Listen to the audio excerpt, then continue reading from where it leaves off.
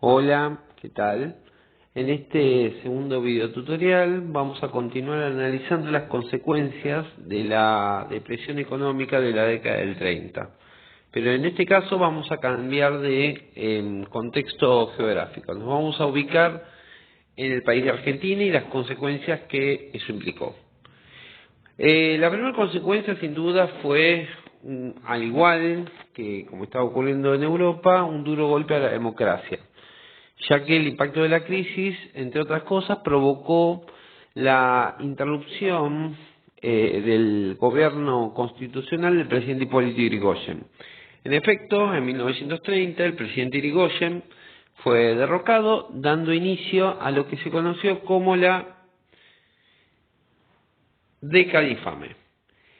Se le conoce como década infame a este periodo, a un profundo periodo de inestabilidad política que estuvo signado, entre otras cosas, por la corrupción política entre sus gobiernos, pero también con el regreso a una antigua práctica anterior a 1916, que era la práctica del fraude electoral, o sea, la imposición de gobiernos conservadores a través del fraude.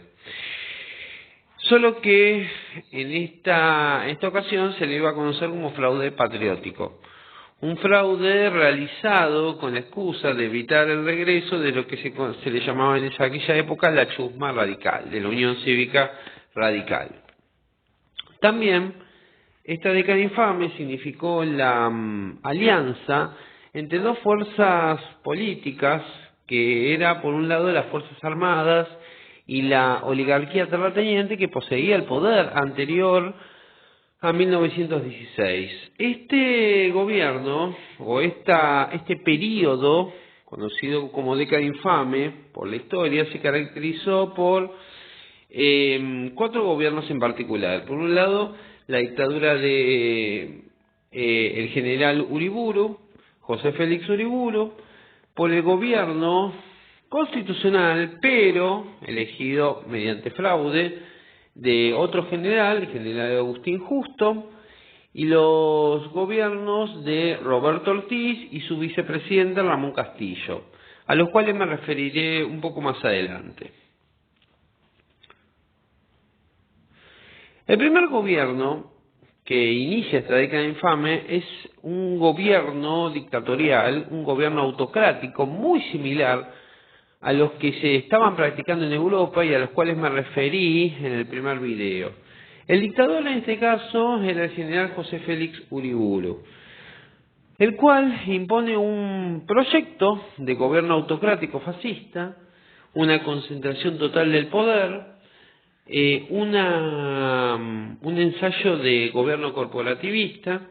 Me refiero a que, como ya mencioné antes, un intento de sumisión de todas las empresas, sindicatos, organizaciones al partido gobernante o al Estado, y un profundo autoritarismo. Se declara el estado de sitio en todo el país, se encarcelan opositores, se produce una feroz persecución de sindicatos, el movimiento obrero comienza a perder varias de las conquistas logradas hasta ese momento, y por el otro lado comienza a formarse una gran resistencia también por parte del movimiento obrero, pero que también es ferozmente reprimida.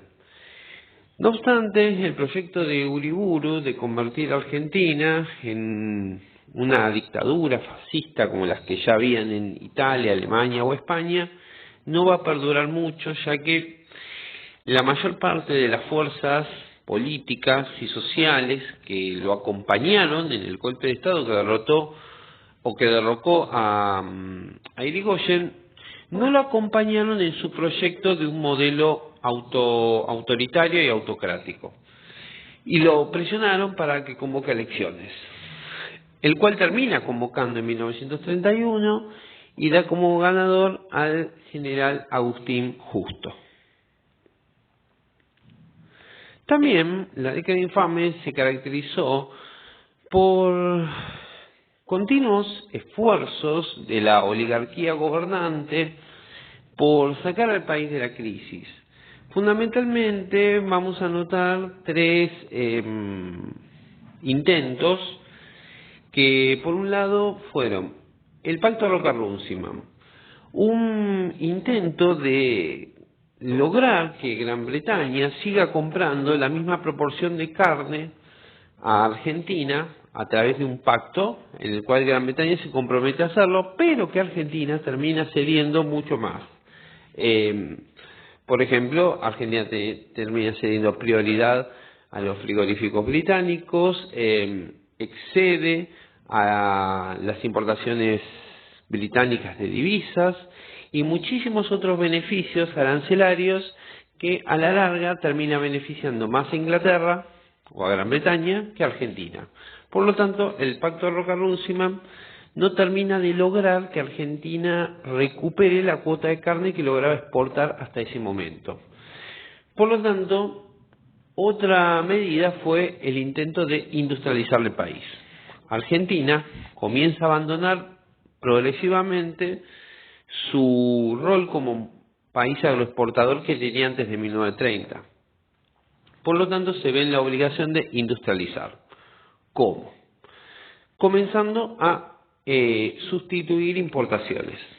Antes de 1930, Argentina importaba materiales industriales, pero materiales industriales, productos manufacturados, o sea, productos elaborados en industrias.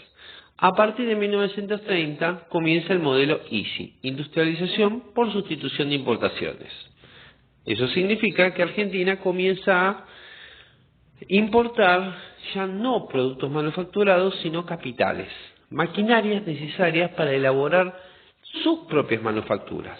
En otras palabras, comienza una lenta pero segura industria nacional.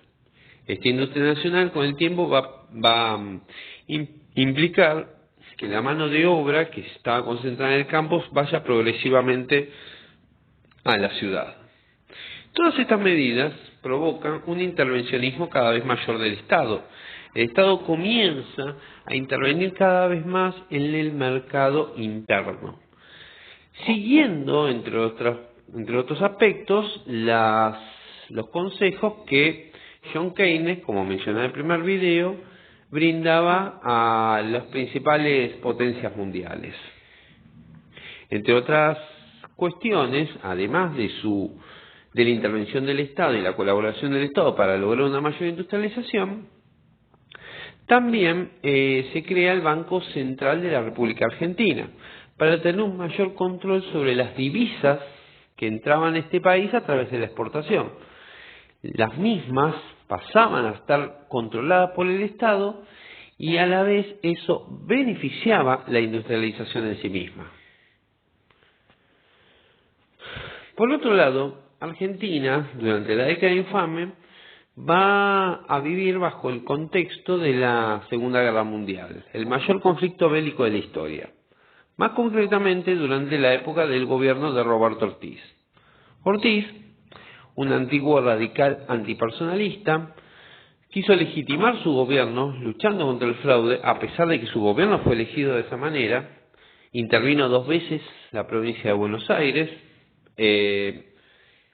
por demandas o por denuncias de fraudes electorales en esa provincia. Sin embargo, sus intenciones chocaron contra su salud, ya que a los 2 años de haber asumido padece bajo una enfermedad y en 1942 es reemplazado por su vicepresidente Ramón Castillo. Tanto durante el mandato de Ortiz como el mandato de Castillo comienza la Guerra Mundial. Al principio, Argentina se mantuvo neutral. ¿Por qué? Porque si Argentina llegaba a intervenir, sus ventas de carne a Inglaterra se iban a ver perjudicadas. Por lo tanto, la neutralidad de Argentina era necesaria para mantener el libre comercio entre Argentina e Inglaterra, igual que como pasó en la Primera Guerra Mundial. Eso enfureció a muchos sectores del ejército nacionalistas que veían una una reproducción continua de la dependencia de Argentina con el extranjero, que nos veían como un país dependiente de Inglaterra. Por lo tanto, esos sectores nacionalistas del ejército se enfurecen cada vez más con Ortiz primero, por haber mantenido su neutralidad, como también por Castillo, que luego la mantuvo. No obstante, a partir de 1943, Argentina va a tener una presión extra para entrar en la guerra, que es Estados Unidos. En 1943, la base estadounidense Pearl Harbor es bombardeada por la aviación japonesa. Eso hace que todos los países de América entren en la guerra simbólicamente o en algunos casos en forma directa, como Brasil, a favor de Estados Unidos, excepto Argentina, ya que Argentina, en el caso de Argentina, la opinión pública estaba dividida a favor del eje y a favor de los aliados. Sin mencionar que una entrada en la guerra significaría también, como ya mencioné antes, una interrupción en el comercio con Inglaterra. Eso hizo que Estados Unidos comience una seria campaña de presión hacia el país, seguida por sanciones. Y también haciendo que el sector nacionalista del ejército, como ya mencioné antes, se enfurezca todavía más con esta política de neutralidad seguida continuamente. Sin embargo, la opinión pública cada vez ejercía una mayor presión sobre el presidente y finalmente todo termina en 1943. En 1943, ante el temor de que Castillo declare la guerra para un bando o para el otro, sectores nacionalistas del ejército, como ya mencioné, lo terminan derrocando y este golpe de Estado en 1943 termina poniendo fin a la década infame, a este largo periodo de la historia signado por la corrupción política y por el fraude electoral. Muchas gracias.